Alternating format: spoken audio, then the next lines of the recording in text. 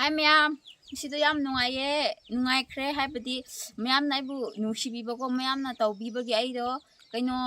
20k su yau ba su ngam thokre adu kanana su tawdre ma'am na tawkre adu do ma'am da su yam na harawe adu gi koi ma'am na nang khun su utpio hai ba yawe ba adu gi khun su utpa oina adu ga akoi ipu hoi abok sing khara laiye bako akoi khun gi adu oina mokoi daina gift macha piraga mokoi gi abok sing hoi gi blessing do lau ni ba chat ke bako adum gift away do atai da di tau dre bako adum abok hoi da oina akoi khun gi ibok sing ipu hoi sing do oina hana pige bako adu do piraga adum mokoi gi yum da changlaga ko adu pige ba aduga khun su kra mai na lai bra hai ba do utlake bako adu mama khoi khun do smai na lai bako hujing sai na lepham du na middle oiraga side a lom na ma side chapam lai asi da mathak da muk side chapam lai bako akhoi sorok lambi matai da lai khun do mountain ani ga middle da lai ba khun ne bako akhoi gi do dum asi utlake asi lom side to na chat pa han gi bako adu ga mathang da na agi side lom da gi chat ke bako adum lambi do adum father Leo asi ipu dusu asi su ipu ne bako adugi ma do thabak chatna ngai di tawbi khreba ai do thank you bongai tawbi koi isana school pina ko ngasi di pu hoi gi blessing lauba chatpane ipu du ma su thabak chatna ngai gi tawbi e adugi sinwi na samso dum pai tu thangso dum lengbiu punsa khoi punsi se 좀 너가 오시는 마 분식 오시는 아나 이제도 그냥 말 아닌 뭐 오시는 소금입니다. ipu su adu di punsi yamna sanglaga ko hingba su oi ai de kuiroida adu mai na hai ba yadre adu sangna hingba su oi kro ai su ipu gi blessing da go ai su yamna mi gi mateng mathang pang bu su ngam ba su oi rege go adu di mayam asi ipu gi di pi khre adu na nu mathang gi ipu hoi abok hoi da amuk pi bo do dum utlagi go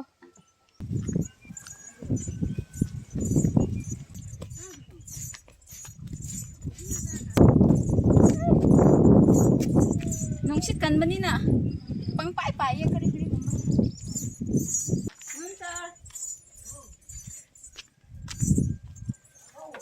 sir ha alba jot pigi ara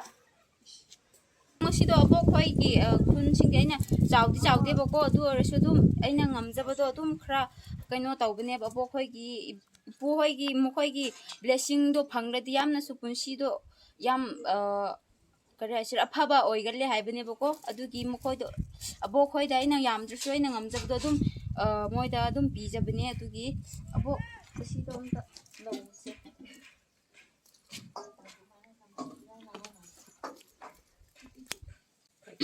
ape janome pati tangi pia anu ke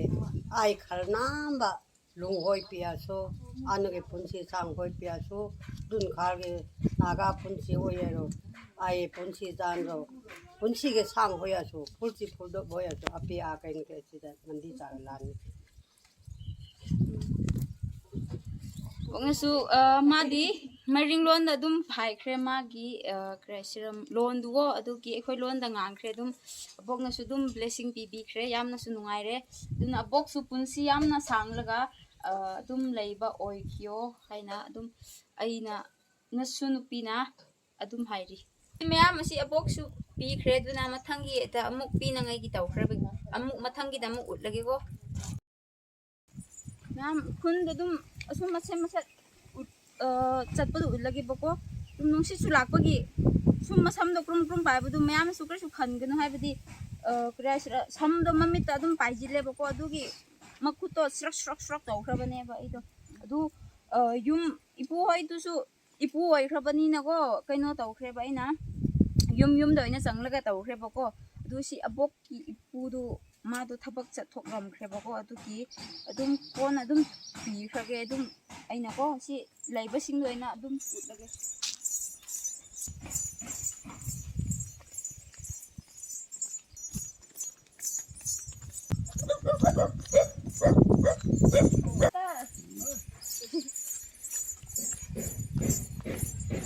Tar pilu yamang. Yaone.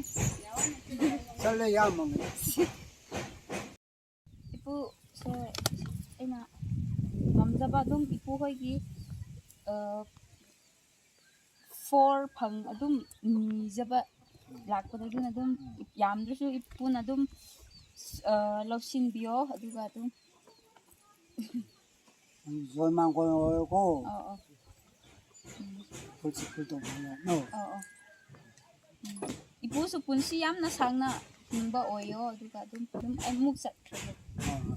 Ma'am आ मथक लेकाय गिदो पीबा लोइख्रे बको अदुना इ मथक किना सि रोम चपने बको खुंदो सुमाइना लेबने बा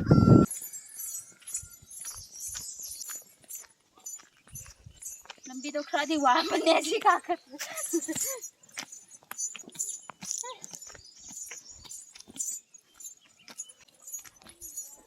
नंतर 봉시 나수 누피나고 아복싱다 아이나 ngamjabado adum aboksing su punsi sangna hingngai gidamak aina yam sum macha aurase adum abokhoi da pijabane abokhoi su punsi sangna leibo yo ma'am kare hasir akhoi khun gi aboksing do ko yam kuina su kare hasir punsi do yam sangna su leiba yauna drebo ji akhoi khun da abokho ipu hoi pak yam drebo ko adum ipu hoi su abok ipu su leitrebo ko aduna abok leiraga ipu leitaba ipu leiraga abok leitaba hoi do yam khreba aduna ahan sing su loina mak leiraktreba adugi abok hoi su punsi sangna leiningai gidamako aina adum si gift of pijabane ba se abok lobi Sunukli sangku putin sana lego. Ai kare su un pi na su lete. Hau ko nuko. Ai su punsi sana nga nang su tumai ta ko. Kare su ai nangona la nangai pi nangai kare su lete. adum abok hoi da punsi sangna leiningai gidamako adum nasunuk pina adum kaino pijabane Napok sing su nauna chat kawin na. Ai yagoi kungi ama ani ahum da ngaire. Adum da khamta ni. Adu sun nupa leite. Nupi ngakta leite. am kare abok hoi sumai te ron phajana haite bako akhoi gumba samane yeba adugi abok suwada yam ngangninge haye ba adurasu ngang thokpa haita bako aisu yamnadi kri abok singa wari sanabdu yam sananinge bako adu kre chira apok bagi lon na tabni na yamna ngang thokpudu yamna ruye bako aduna dum kre chira dum akhoi gi haijaba singno ngang thokna kre aduna dum asi oirasnu go adugi abok adudi aisu chatpirage go chatlage abok asida laktiyo thokhraba abok thoklabasu krasir yamna budi ahandi oi bidri bane bako adurasu dum abok akhoi abok singkhra kaino khunda leitrabani na adum khun agi dudi ada dum leiraga pikhrage haina dum moida semla purakhraba dum moi leitrabani na dum hujinga saiga abok hoi gi makhada mokhoi asi akhoi gi abok hoi leibane bako adugi asi abok sho dum yauna dum pikhrabane si adum abok yam deba dum nasu nupina ko ngamjabado adum gift tawjabane aduna abok hoina su adum harau na dum laujin biyo haina aina adum abok hoida hai jari Isu bor phangba oi sunu. hoi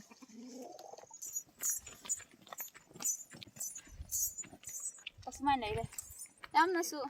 nong su sai nong su nungai bane adum haiphe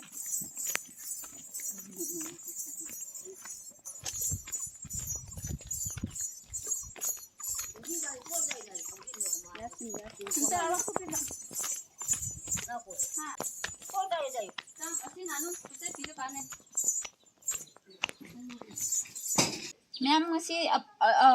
last to sia bong na oikre aduga atai hoidi kari asira appalen da laina khrabagi go ado ina dum moidi adum ado ina pi khrage habadi khunda leiba singi di ngasi abok sina last oikre bako aduna abok se nasu nupina macha oirasu abok ki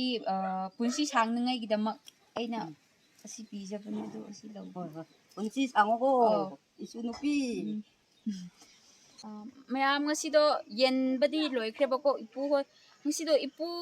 ꯑꯕꯣꯛ ꯍꯣꯏꯗꯣ ꯈꯔ ꯂꯩꯕꯁꯤꯡ ꯑꯣꯏꯅ ꯇꯧꯈ꯭ꯔꯦꯕ ꯑꯗꯨ ꯃꯩꯇꯩꯔꯣꯟꯗꯨ ꯀꯔꯤ ꯍꯥꯏꯁꯤꯔ ꯉꯥꯡꯕꯗꯣ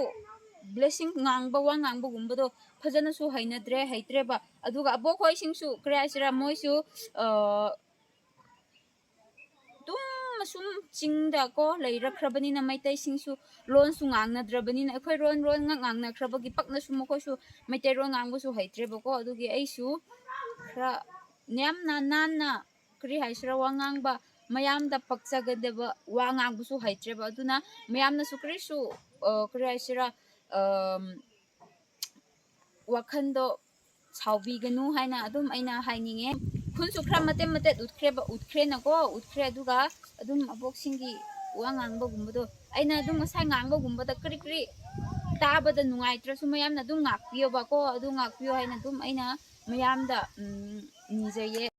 ꯑꯗꯨꯗꯤ ꯃꯌꯥꯝ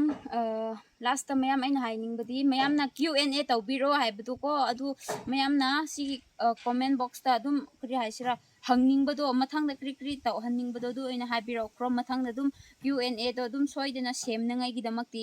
ꯑꯩ ꯍꯣꯠꯅꯈ꯭ꯔꯒꯦ ꯑꯗꯨꯒ ꯑꯗꯨ ꯁꯦꯝꯂꯒꯦ ꯑꯗꯨꯒ ꯃꯌꯥꯝꯅ ꯑꯗꯨꯝ ꯍꯪꯅꯤꯡꯕꯗோ ꯑꯩꯈꯣꯏ ꯈꯨꯟꯒꯤ ꯑꯣꯏꯔꯣ ꯀꯔꯤ ꯑꯣꯏꯔꯣ ꯑꯗꯨꯝ ꯃꯌꯥꯝꯅ ꯍꯪꯅꯤꯡꯕꯗꯣ ꯑꯗꯨꯝ ꯍꯥꯏꯕꯤꯔꯛꯈ꯭ꯔꯣ ꯑꯗꯨꯝ ꯑꯁꯤꯗ ꯍꯥꯏꯕꯤꯔꯛꯈ꯭रो ꯑꯗꯨꯒ ꯑꯗꯨꯝ ꯃꯊꯪꯒꯤ ꯚꯤꯗꯤꯑꯣꯗ Q&Aꯗꯣ ꯑꯩ ꯁꯣꯏꯗꯅ ꯑꯗꯨꯝ ꯁꯦꯝꯂꯛꯀꯦ ꯑꯗꯨꯗꯤ ꯃꯌꯥꯝ ꯑꯗꯨꯗꯣ ꯉꯥꯏꯃꯤꯟꯅꯔꯁꯦꯕꯀꯣ ꯑꯗꯨꯗꯤ ꯉꯁꯤꯒꯤ ꯚꯤꯗꯤꯑꯣ ꯑꯗꯨꯗꯤ ꯑꯁ꯭ꯋꯥꯏꯗ ꯑꯗꯨꯝ ꯂꯣꯏꯁꯤꯜꯂꯒꯦ ꯃꯌꯥꯝ